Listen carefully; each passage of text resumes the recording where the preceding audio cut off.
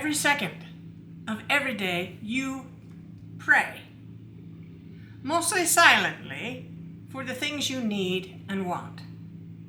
And every other second of every day, you unconsciously expect, which is the purest form of prayer, precisely what you do not want right into existence.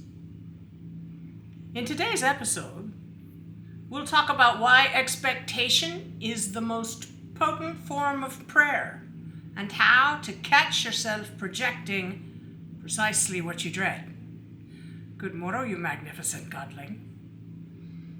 You are magnificent. Thanks for dropping by. I intend to make our time together helpful and very much worth your while. So if there's anything you want special help with, please comment about it in the comment section below the video, and we'll design videos with that in mind.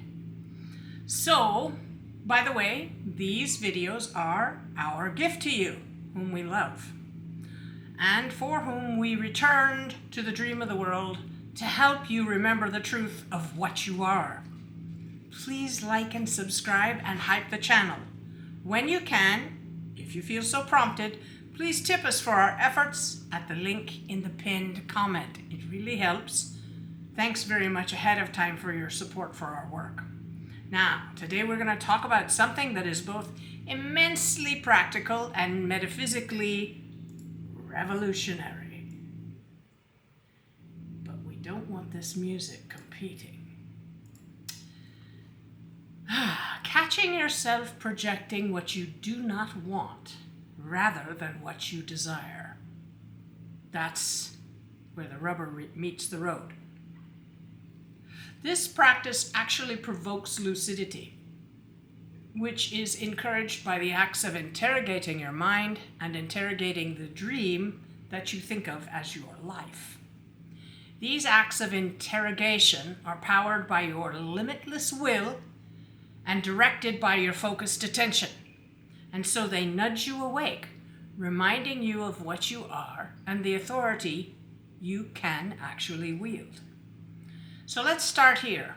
Claim your limitlessness, and nothing is denied you, for you are the holy extension of the omnipresent God. You are not a drop of the unfathomable sea. You are the mighty sea itself in a single drop, the great I Am presence. You fail to remember this about yourself because you've been conditioned since birth in this world to forget the limitlessness that you are by replacing that eternal identity with this dream version of yourself. It is a dream version because you, the all-powerful, are merely dreaming it as the fullness of your reality because you have been mentally conditioned to do so.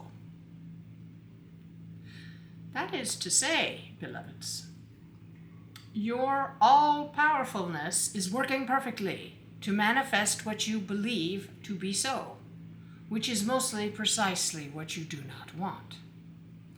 The power of your eternal limitlessness has been harnessed by others who have taught us all to think of ourselves as very limited mortal identities. It's difficult to create abundance, to be an aperture and conduit to its eternal, ceaseless flow, when you think yourself to be small, flawed, temporal beings that will eventually die and disappear, unless, of course, you have lived your life in a way that pleases God, whom you actually are. Let that sink in. You can only create what you believe yourself to be and to be worthy of, and we have all been conditioned all our lives to think ourselves filthy rags before the glory of the Lord. Lucidity is induced by your will and focused attention when you begin to interrogate the world you see. You do this to learn what you're saying to yourself you deserve and are capable of creating. You have to change who you think yourself to be and what you think you merit in order to change what we are projecting. So, look outside as outside appears to you and discern what your immediate environment and life circumstances are saying to you. If you're not living with your needs met and your desires coming into your experience subjectively, verifiably, you are not giving yourself permission to access what you desire and need. It is your own self-talk where you next need to turn your attention. So ask yourself, what do I feel about myself and this situation? And what words, what self-statements are being embodied in my circumstances and my feelings? Put your self-talk faithfully into words. Really distill it. Be honest. You'll know when you've said it just right because there will be a feeling of aha, a click, a recognition. Then ask yourself, is this thing that I'm saying to myself really true? Is it serving me? That's the most important bit. Clearly, it's not serving you. When you, consciousness, see clearly that the self-talk is not true and not serving you, you will also notice the unhappy emotions just begin dissipating. This is because all the power they ever had over you, they got from you, by way of your unspoken, unquestioned belief in them.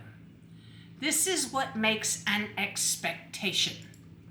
They are the unrecognized limits you place upon yourself unobserved until you, consciousness, put them into words and see clearly they are not only untrue and not serving you, but they get all their power over you from your unconscious belief in them.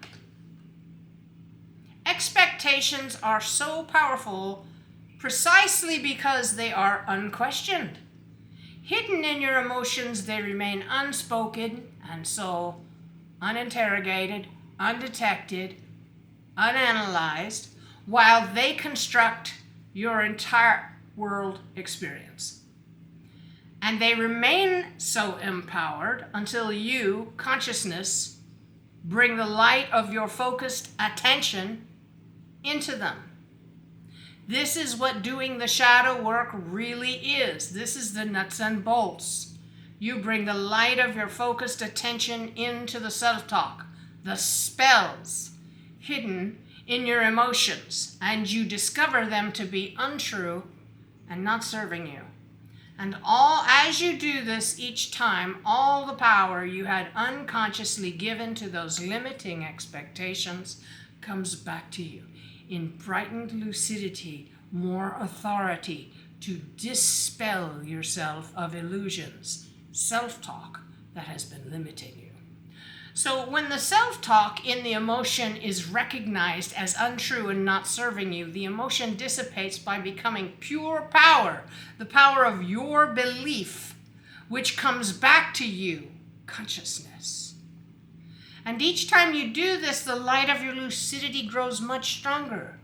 Practice this constantly, and in a week or two, you will know yourself entirely differently, and you will realize all your karma is disappearing.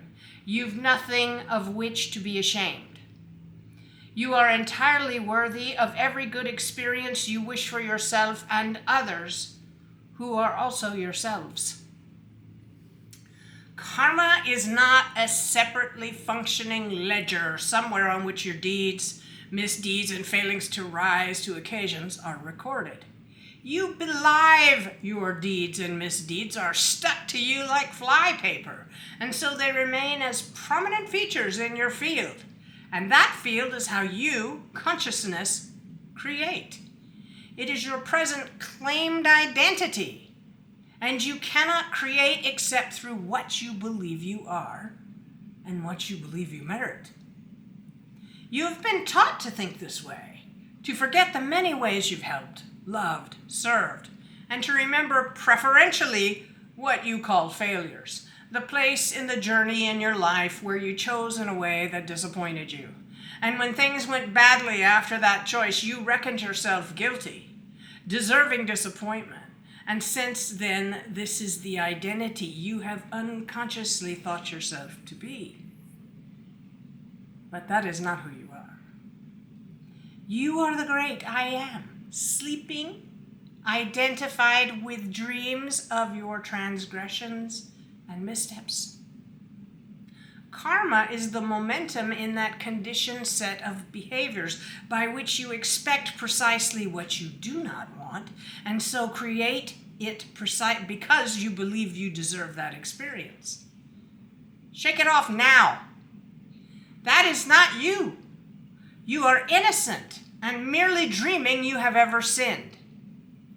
In lucidity alone, you, consciousness, are able to catch yourself perpetrating these lies against yourself, and then you can short circuit the unconscious cycle of creating what you do not want. But only a lucid dreamer can change their dream. This is because lucidity is the state induced by interrogating your mind and the dream you're presently having. Let me give an example. All my life, I've considered myself a rescuer and helper, a fighter for love who would brave anything to help the humanity and the world I love. So, when I died and I had a life review that showed me this unconscious cycle of conditioned behaviors and thoughts creating what I didn't want, my hero identity compelled me to return to the world to tell everyone, because I saw we were all doing it. That is the momentum of karma. Because of that assumed identity, I rushed back into a nightmare to tell everyone they are all dreaming of their own perdition. Now, if you think about that, you'll realize why I say this world is a hell realm. So, how do we get out of hell? We have to change the dream. We have created this hell unconsciously, and only in lucidity can we change it to the dream of awakening, which becomes the happy dream, because we all rise out of unconscious identifications and expectations that we are sinful and deserve perdition. Now, we don't talk down to you, team. We really don't. We give you many layers at once, so you'll understand the relationships we're illuminating. We also do it because we want people who are committed to lucidification here on the team. The team will recognize what they're being given even before they realize precisely how true it is. And they'll focus attention and they'll rewatch the videos, and by doing so, they'll come to fully understand this and do these behaviors, this interrogation technique of the practice, and so set themselves free. Because by doing the practice, you become first the observer of your mind, and then you become the observer of the observer. And that is lucidity. So you probably don't realize it yet, but this episode is the very door to your escape from the impoverished identity with which you are conditioned to identify. It's also the conceptual portal to your eternal, abundant liberation. You need to watch it a few times and really contemplate what we're saying here. If you do so, you'll realize you have been praying to a non-existent God outside yourself. This is not to say transpersonal entities do not exist. It is to assure you that you are not and can never be separate from them. You cannot be apart from what love makes you eternally a part of. You are the mighty sea of all, represented in a perfect fractal of God. Realize deeply you have never sinned because you but dreamt you did so. You always did the best you could with the skills, insights, and abilities you had at the time. This is true of everyone else too, and this is how you forgive them. This is how you forgive it all. Your heart is perfect, perfectly loving, and full of light. That is your true identity, and if you will truly do the practices I've described to you rigorously, as though your very salvation depended upon it, you will waken, lucid in the dream of the world. Then you'll know experientially, in the Gnostic sense of the word, what I mean when I say, we shall together put out that little eye that blinds us Only when we identify as the great I am that we are, so be it, I am. Now, practice lucid interrogation of your mind and so change the world by being your lucid, magnificent, magnanimous self. We love you.